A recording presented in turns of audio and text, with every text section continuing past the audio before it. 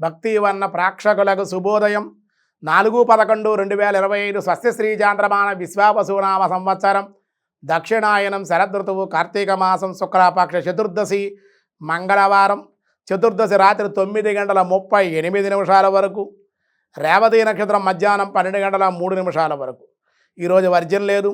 దుర్ముహూర్తం అయితే ఉదయం 8:02 నుండి 9:05 వరకు దుర్ముహూర్తాలు. రాత్రి 10:29 11:19 వరకు రాత్రి దుర్ముహూర్తాలు. సూర్యోదయం 6:04, సూర్యాస్తమయం 5:26. అమృత గడిల ఉదయం 9:44 11:17 వరకు. రాహుకాలం మధ్యాహ్నం 3 గంటల నుండి 4:30 వరకు రాహుకాలం. శుభ సమయం కూడా మంగళవారం కావడం వల్ల లేదు ఈరోజు. వజ్రయోగం సాయంత్రం 4:12, గరంజి ఉదయం 10:29 వరకు కూడా ఉంది. వని రాత్రి 9:38 వరకు. అలాగే కృష్ణాంగారక చతుర్దశి ఈరోజే అయింది.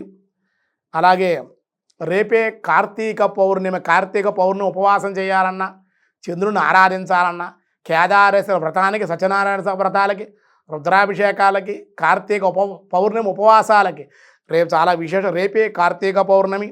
ఈరోజు దినారంభ చక్రాన్ని బట్టి ముందుగా మేషరాశి. నిరుద్యోగులు శుభవార్తలు వినుట, వివాహ ప్రయత్న అనుకూలతలు ఉంటాయి. కొంచెం జాప్యంతో అనుకూలతలు కూడా ఉండే అవకాశాలు ఉన్నాయి. నవగ్రహ ఆరాధన, ఇష్టదేవత స్మరణ మేలు చేస్తుంది. తదుపరి వృషభ రాశి. వృషభ రాశి వారి వృత్తి వ్యాపారాల్లో అధిక లాభాలు, ధనాదాయం ఉండి శివాలయ దర్శనము, అభిషేకం మేలు చేస్తుంది. మిథున రాశి వారి అధిక ధనవ్యయము, అధిక ధనవ్యయ సూచనలు, శ్రమ అనంతర లాభాలు పొందే అవకాశం ఉంది. శివాలయ దర్శనము, రుద్రాభిషేకం వల్ల మీకు మేలు కలుగుతుంది. కర్కాటక రాశి వారి ప్రయాణాలు వాయిదా, కొత్త పనులు ఖాళీ చేయము, కొత్త పనుల ప్రారంభం వల్ల కొన్ని అనుకూల ఫలితాలు కూడా ఉండే అవకాశాలు ఉంటాయి. గోసేవ, కార్తీక దీపారాధన, దీప దర్శనము మేలు చేస్తుంది.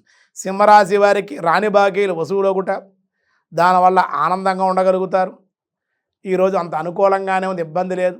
ఇంకా అనుకూలంగా ఉండడం కోసం శివాలయంలో నమక చమక సహితంగా రుద్రాభిషేకం చేయించుకోండి, లేదా సుబ్రహ్మణ్యేశ్వర అభిషేకం కానీ సుబ్రహ్మణ్య దర్శనం కూడా మీకు మేలు చేస్తుంది. కన్యారాశి. రుణములు చేయుట, అధిక ఖర్చులు, ఆర్థిక ఇబ్బందులు, అనారోగ్య సమస్యలు కొంచెం ఇబ్బంది పెట్టే అవకాశం. మీరు విష్ణుఆలయ దర్శనం, విష్ణు సహస్రనామ పారాయణ మీకు అనుకూలం. తులారాశి వారికి రుణములు తీరుట, కోర్టు వ్యవహారాల్లో విజయం పొందగలుగుతారు. గణపతి దర్శనము, గణపతి గరికిని, బెల్లాన్ని, నారికేల, కొబ్బరికాయని, అరటిపళ్ళు సమర్పించండి. గణపతిని దర్శించి స్తుతించడం వల్ల మేలు కలుగుతుంది. వృశ్చిక రాశి వారి గతంలో చేసిన రుణములు తీరుట, ధనాదాయ వృద్ధి, కుటుంబ ఆనందము ఇంకా అనుకూలంగా ఉండడం. తులసి బృందావనార్చన, కార్తీక దామోదర పురాణ శ్రవణము, దామోదర అష్టక పారాయణం మేలు చేస్తుంది. ధనస్సు రాశి గారి పెద్దలు కలుసుకోవడం వల్ల కొన్ని ప్రయోజనాలు.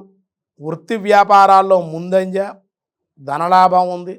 వ్యాపార రంగంలో కొన్ని మార్పులు కూడా ఈరోజు ఉండే అవకాశాలు.